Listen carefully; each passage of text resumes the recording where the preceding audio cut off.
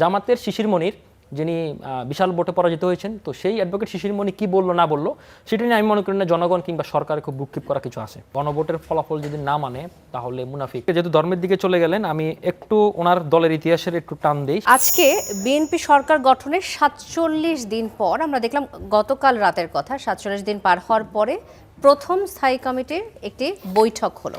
রাকিব আল হাসান, আপনাকে দিয়ে আলোচনাটা শুরু করব। এই স্থায়ী কমিটির বৈঠক শুরু হওয়ার পর ওদিকে জামাত নেতা শিশির মনির সরাসরি সরকারকে মুনাফিক হওয়ার হুঁশিয়ারি দিয়েছেন। এই যে রাজনৈতিক দ্বন্দ্ব আবারও উঠে আসছে, মুনাফিক বলা, ৪৭ দিন পার হতে না হতে সরকারের বিরুদ্ধে এমন এমন অভিযোগ, কিভাবে দেখছেন বর্তমান অবস্থাটি? কি অবস্থায় রয়েছে সরকার? জি, আপনাকে অসংখ্য ধন্যবাদ। আমার সমালোচক এবং দর্শকদেরকে সালাম এবং শুভেচ্ছা। সরকার তার স্বস্তিদায়ক মুহূর্তে রয়েছে, কিন্তু বাংলাদেশ ও বিশ্ব এখন একটি ক্রাইসিস মোমেন্ট পার করছে, বিশেষ করে জ্বালানি সংকট, ইসরায়েল ইরান যুদ্ধের কারণে, এবং যে সংকটটি আমাদের মতো দেশের জন্য সবচেয়ে বেশি। তো এই মুহূর্তের মধ্যে সরকার তার জুলাই সনদ সহকারে অধ্যাদেশ আইনে পরিণত করা সহকারে তার যে নির্বাচনী যে ইশতেহার সেগুলোকে বাস্তবায়ন করার জন্য সরকার সর্বোচ্চ চেষ্টা চালিয়ে যাচ্ছে, এবং সরকার জনবান্ধব সব প্রকল্প তারা হাতে নিচ্ছে। আর সেকেন্ড কথা হচ্ছে কি, আপনি যে শিশির মনির কথাটা বলছেন যে মানে গণভোটের ফলাফল যদি না মানে তাহলে মুনাফিক, তার মানে মুনাফিক তো আমরা আসলে একটা ধর্মীয় দৃষ্টিভঙ্গি থেকে বলি। তো সে জায়গা থেকে যেহেতু ধর্মের দিকে চলে গেলেন, আমি একটু ওনার দলের ইতিহাসের একটু টান দিই। সেটা হচ্ছে, আমরা জানি ভাষা সৈনিক গোলাম আজম তিনি একজন ভাষা সৈনিক ছিলেন, কিন্তু 1970 সালে 20শে জুন তিনি বলেছেন যে বাংলা ভাষার আন্দোলন করাটা ছিল তার ইতিহাসের সবচেয়ে বড় ভুল। সুতরাং সেই যে গোলাম আজমের যে স্বাধীন মানে ভাষাকে নিয়ে যে তার কৃতিত্বপূর্ণ অবদান, সেটাকে সে নিজে ডিনাউন্স করছে।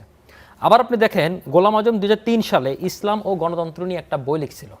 সে বইতে তিনি বলেছেন যে পৃথিবীতে যেসব দেশ গণতান্ত্রিক প্রক্রিয়া চলে তারা আসলে কুফরি তত্ত্বে বিশ্বাসী, তাই না? এখন তারা আবার সেই জনগণের 70% ভোট নিয়ে বারবার এসব ছবক দিয়ে বেড়াচ্ছে যে 70% ভোট হলো, তাহলে গণভোট কেন পাশ করা হচ্ছে না।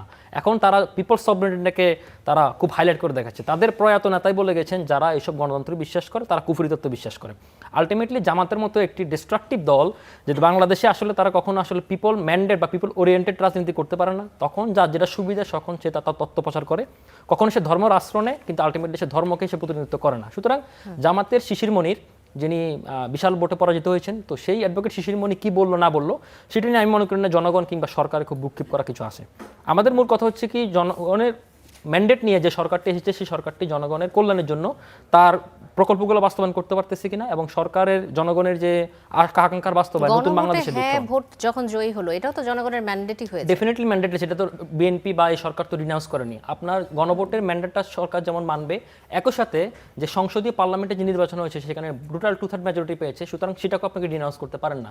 সুতরাং দুইটা সমন্বয় করে এই সরকার দেশ চালাচ্ছে, এবং আমরা মনে করি 180 দিনের মধ্যে এই সরকার জুলাই সনদটি বাস্তবায়ন করবে। এবং আমি আরও মনে করি যেগুলোতে সে নোট অফ ডিসেন্ট দিয়েছিল সেগুলোকেও পার্লামেন্টে যৌক্তিক আলোচনার মাধ্যমে, ডিবেট, ডিসকাশন এবং ডিসেন্টের মাধ্যমে সরকার একটি যৌক্তিক সমাধান নিয়ে আসবে, যেটা বৃহত্তর স্বার্থে, জনগণের স্বার্থে, বাংলাদেশের স্বার্থে, আগামীর বাংলাদেশ বিনির্মাণে দেশের প্রয়োজনে অগ্রগণ্য ভূমিকা রাখবে। আর যেগুলো এখনো বিল উত্থাপিত হচ্ছে না, যেগুলো বাতিল হয়ে যাচ্ছে, সে বিষয়ে কি বলবেন? আচ্ছা, ওকে, যেসব বিষয় বাতিল হয়ে যাচ্ছে, আমি 133টির মধ্যে 98টি সরাসরি চলে যাচ্ছে।